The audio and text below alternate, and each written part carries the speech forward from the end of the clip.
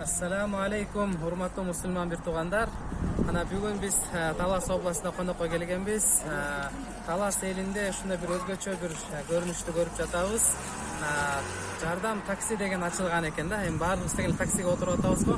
Бул жардам таксинин өзгөчөлүктөрү мына силер көрүп тургандай ар кандай кошумча кызматтары бар экен.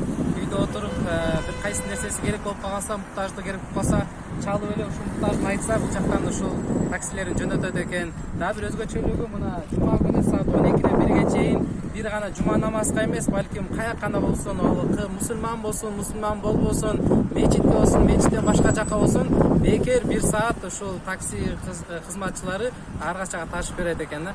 Мына ушул такси жардамында жардам таксини ачкан Усман Хазрат, Аллах Таала өмүрүңөргө береке берсин.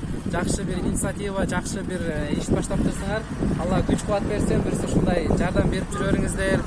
Мусулмандарга, башка элге дагы жардам бериңиздер. Иншалла силерди көрүп башка областтан дагы башка элдер да ушундай бир таксилерди жардамдар ачкан болсун.